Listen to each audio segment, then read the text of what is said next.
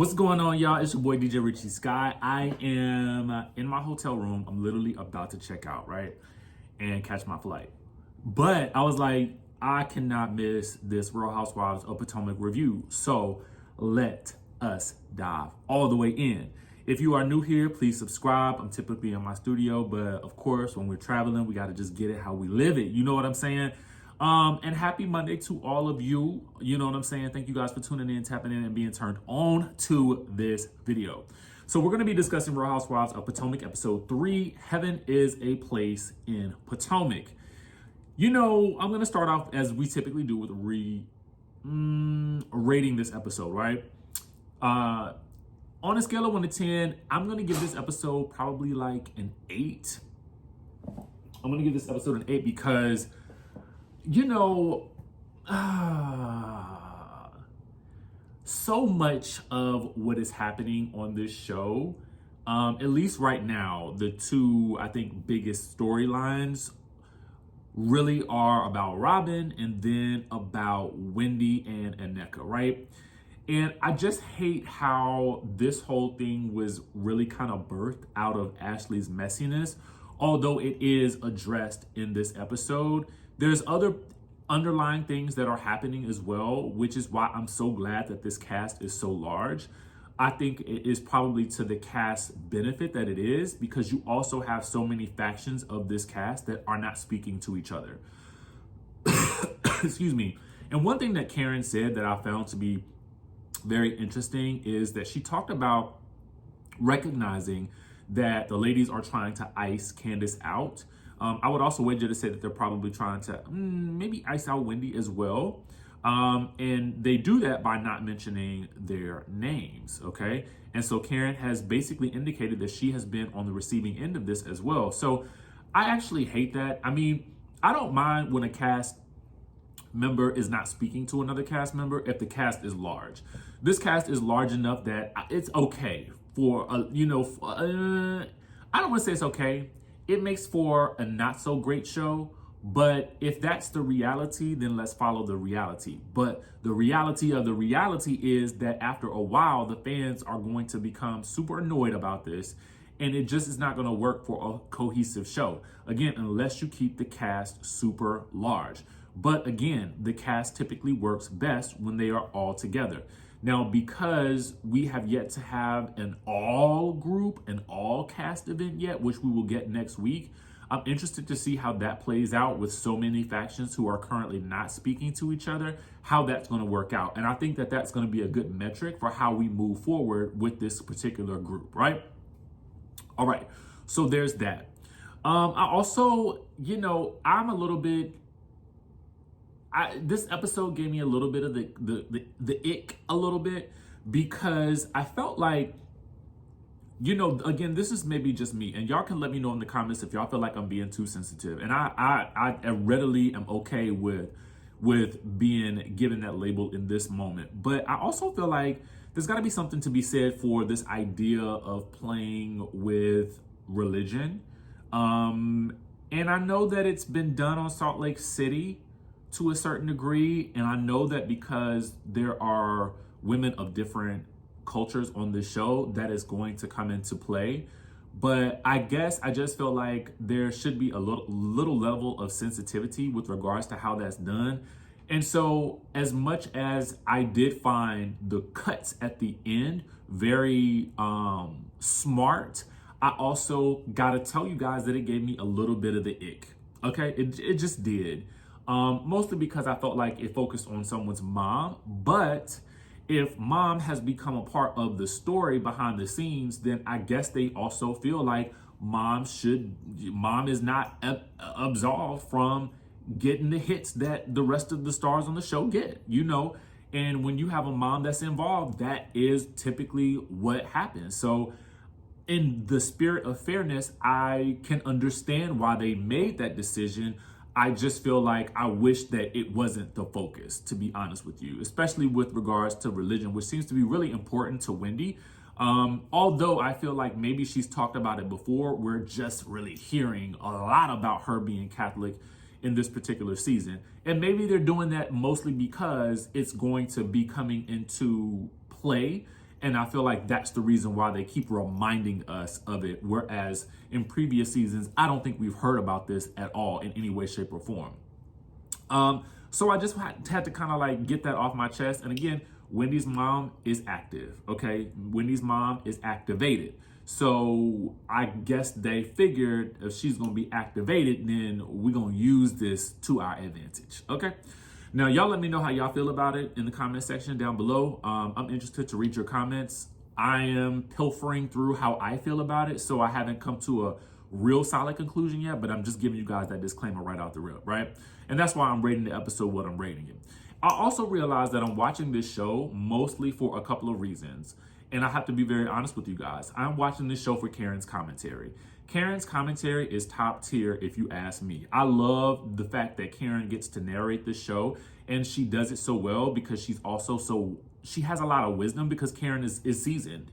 And I mean that in the best way possible. And this is what I mean by, you know, it's better to me when you have women of experience who are on these shows, because not only is the quirk factor there, but there's also this high level of shade that you just can't get all the time with these young bucks. You know what I'm saying? It just is what it is. That's why the Golden Girls and 227, those types of shows, they resonated so well because and again, those shows are written, right? Those are written to be funny. They're written by writers, but the delivery was done by women who had some level of seasoning to them. To be honest with you, you gotta call it like I gotta call it like it is. So that's what I think I appreciate about Karen. I'm also watching for Candace's fun commentary because Candace knows how to deliver. And I feel like she has gotten better with it over the course of time. And she's learned how to hone it in a housewives type way. And I feel like it is perfection at this point in where she is. I also do enjoy Wendy's quirkiness. I enjoy Wendy also actually more when she's outside of the bigger group and not in conflict, because I feel like she gets the opportunity to be her naturally quirky self. So, I really enjoyed the three of them, to be very honest with you. They're really, I feel like, delivering moments that are fun, quirky, and just entertaining to me altogether. Let's get into the show. We are back at the cookout. Ashley is still doing Ashley, you know, creating chaos between Nneka and Wendy. Robyn addresses the group surrounding the issues with her and Juan that are in the news right now. And I kind of feel like in my mind, because so much of the group was there, that honestly, I felt like Robyn was taking the opportunity to try to put this on the table and put it to bed. I don't think it's really going to go that way, to be honest with you. And honestly, then she directly addresses the advice that Giselle gave her about being angry with Juan or holding him to the fire. And she says that she does not care that the block is hot. She don't care at all. Well, you either, if you don't care, then nothing that the people are saying should be bothering you, right? Because in the first episode, you did care and you were trying to tell him that the block was hot. But it sounds to me like because he don't care, you're going to make it seem like you don't care. And if that's your stance on it, then absolutely fine. It is what it is.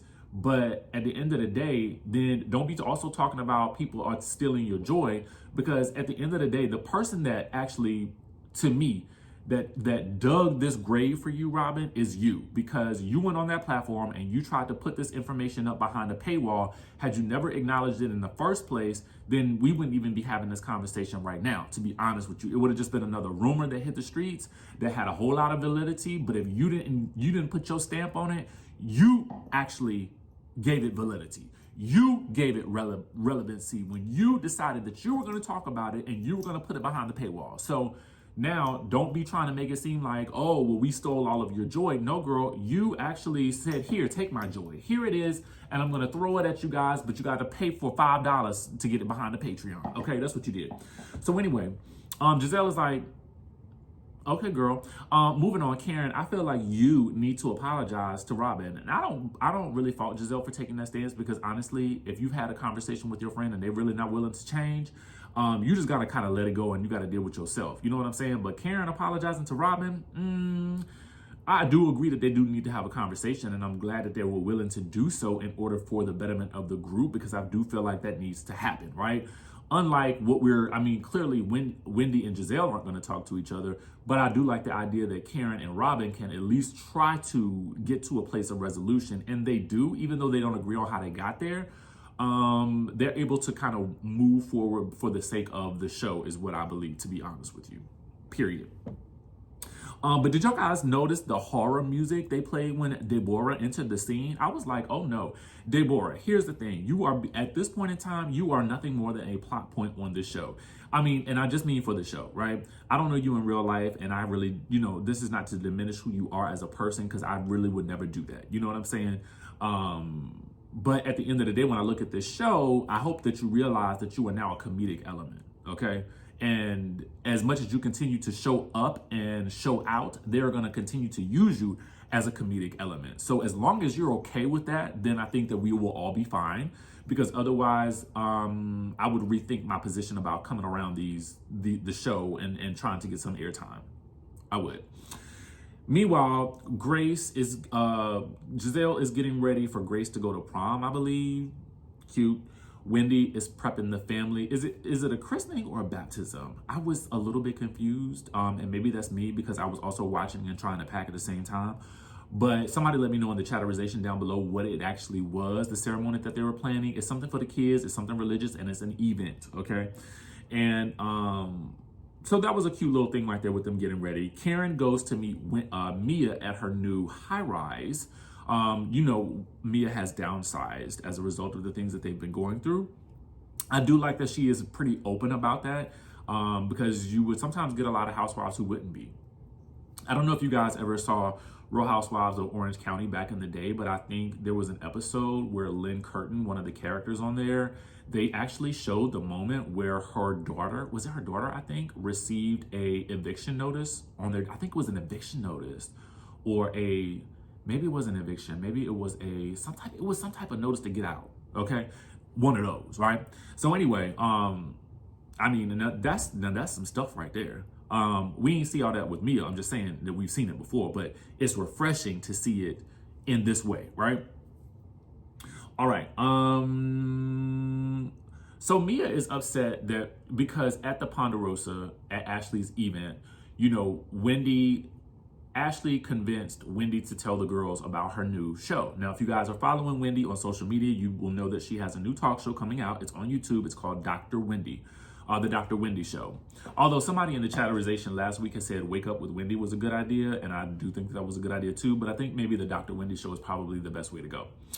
Meanwhile, she tells the group about it, and it's funny that she's telling this group of women that honestly probably don't really like her all that well, all this information. And basically it comes out, that Mia and Wendy still have issues.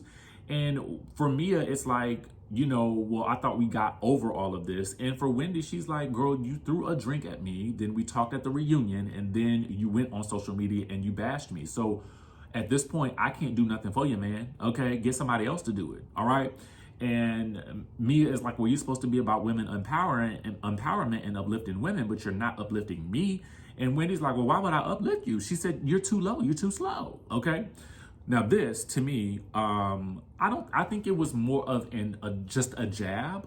But for Mia, she took it more personally because she has a son who has a speech impediment, right? So I think that she is saying that it hit her in a different way because of her son. Now, ultimately, Wendy was not coming for Mia or her son, Mia's son in that way. But I can somewhat understand the correlation, but I just don't think that it is valid, to be very honest with you, because I think that Wendy and Mia come for each other. And I think that the kids had nothing to do with it. And I don't think that Wendy knew that. But y'all let me know in the chatterization what you guys think. And is calling somebody slow not politically correct anymore? Like, let me know. I don't really use that. I don't really say that about people, to be honest with you, but I haven't had the need to. But y'all let me know, because it seemed like it was a thing for Mia in the show, right? All right. In case you guys are wondering what I'm looking at over here, I'm looking at my laptop with my notes on it. All right. So listen. At that point, we then see a conversation that, you know, Wendy has with Candace, because Wendy meets up with Candace and a new friend of the show named Kiarna. Okay, I thought it was Kiana, but on the screen they wrote Kiarna, so I was like, am I wrong? Y'all let me know in the chat.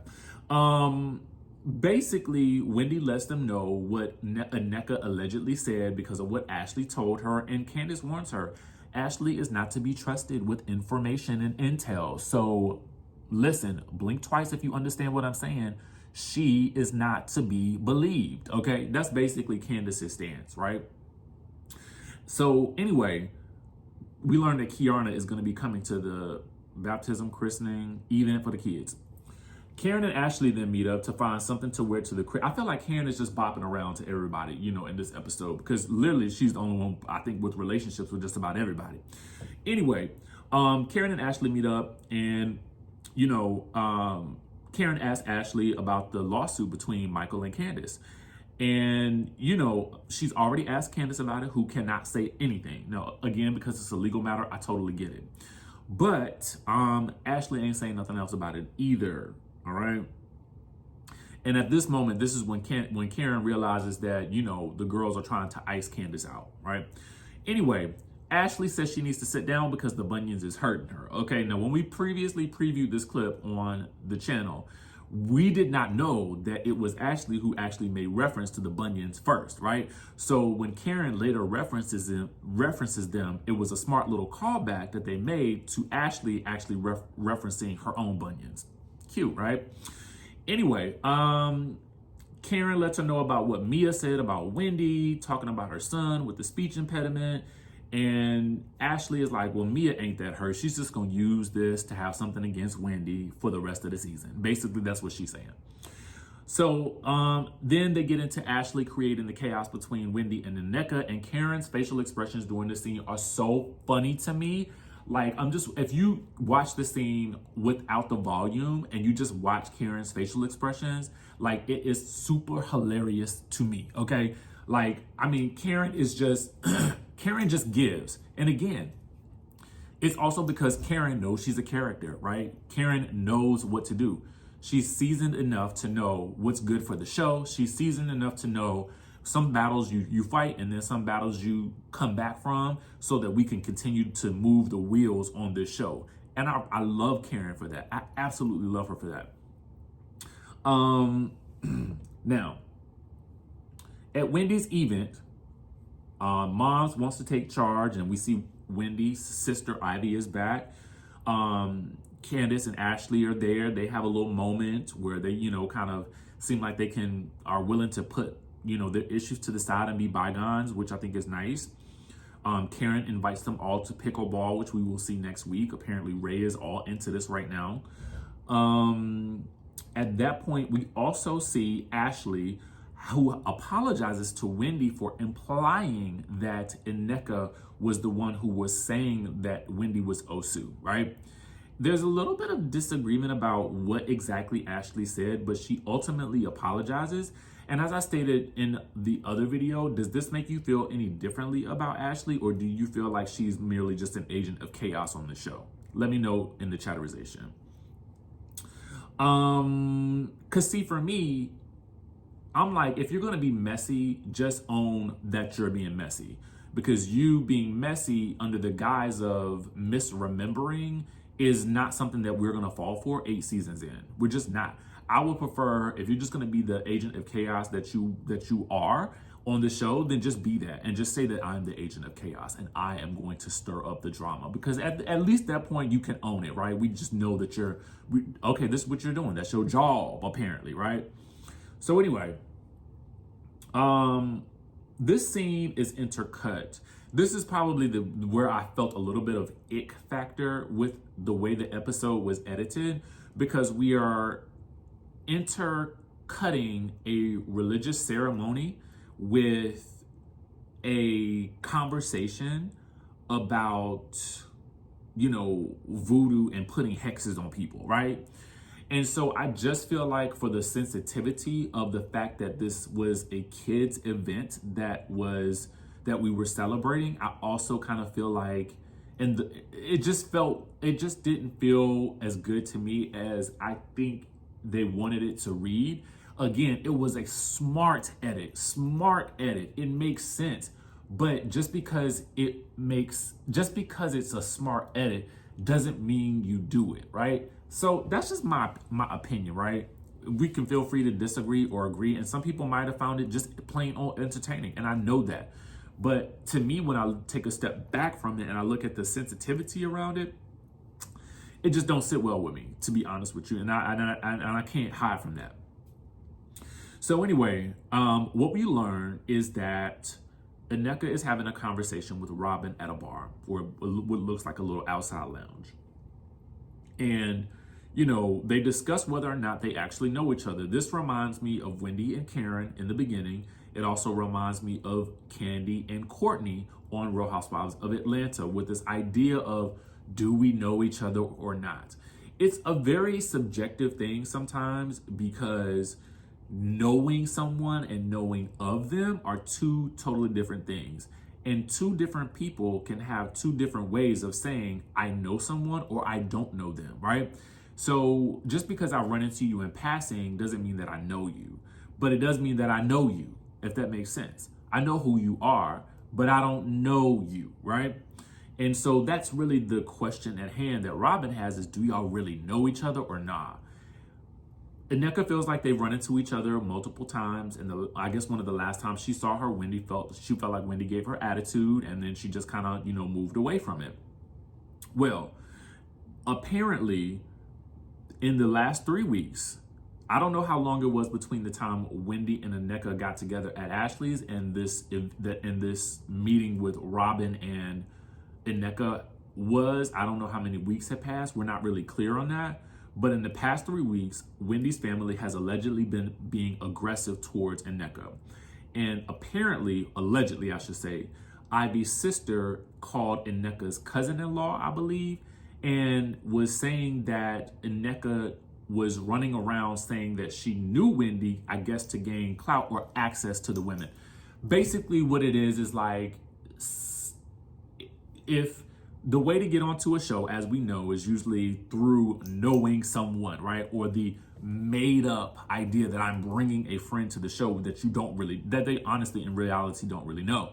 However, it is also a way to say, similar to the Courtney situation, similar to the Wendy and Karen situation, we've met each other in passing, but you always, I'm sure the established cast members wonder if somebody is going to use their name to say that they know them in order to get on the show, because there are, people out there who really just want to be on the show. So I'm wondering if that was really what this was all about. Apparently, like I said, this is being intercut with Wendy's kids event. Now, apparently next, Wendy's mom allegedly called Nneka's cousin-in-law asking if have I ever prayed against you, okay? And basically, Nneka relates to Robyn that Wendy's mom told her cousin-in-law that was it her cousin-in-law? It's some type of relation, that she has a shrine, okay? And Robyn is like, so she's doing voodoo on you? Now, I want it to be known that Robyn is the one who introduced this idea of a shrine, right? Well, not of the shrine, but of the voodoo. Now, at that point, Nneka then says, she put a hex on me, thus continuing the narrative, right? Now, Wendy's mom allegedly said they should ask about her in the DMV area, and that she's prayed, and people that she's prayed against, to see how they're doing now, okay? So Robyn is like, well, is this normal, like culturally? And Nneka says this isn't normal, and because they're both Igbo, they're supposed to be like sisters. Well, Robyn says, well, all these things that have been going wrong with me, maybe Wendy's mom put a hex on me. Let me say this. I don't know much about voodoo. I don't know much about hexing, but I do know about a mother's love, okay? Now, if Mama Joyce is anything that if we have learned anything from the Mama Joyces of the world, we have also learned that the moms on these shows do not take kindly to people messing with their kids. For instance, Miss Mama Wendy asked the girls at the christening/baptism or whatever it was, whether or not Mia was coming and if she needed to bring her umbrella, because, Mia has been known to splash Wendy. Okay, give it a splash down. So Miss Mama ain't forgot, okay? Now, I don't know how many people's moms will forget, or if they hear of something, especially amongst the culture, all right? And if they got access to the people, ain't gonna say, listen, y'all messing with my daughter? Okay, now is it right? Probably not. No. Does that make it okay? No. Should moms stay in their place? Absolutely. But not every mom is gonna do that. Okay, so it's an interesting space because, you know, on the one hand, if what she is saying is true, I mean, all I can say is we've seen in the media how moms, they got their kids' backs, and you just don't mess with it. And what I need to know from y'all is it, how do you feel about it? Do you feel like it's right? Do you feel like that's what Wendy's mom is doing? Because I think it's one thing to say that you pray, like that you like, oof. I mean, I ain't never prayed against nobody, so I don't know. Y'all gotta let me know how y'all feel about it. I don't know. Because there's an aspect of this that goes into a place of like that I don't really feel comfortable with, right? Like talking about hexes and talking about the voodoo and stuff like that. To me, that ain't nothing to play with. So when you start getting into that arena, okay, I am not trying to be the exorcist. All right, so I'm gonna leave that at the door where it belongs. And y'all let me know in the chatterization how y'all feel. Obviously, this situation ain't going nowhere. But again, to me, it ain't nothing to play with. I don't play with stuff like that. And the fact that we got to talk about it is like beyond me. So anyway, y'all, like I said, let me know what you think in the chatterization down below. And I will catch you in the next video.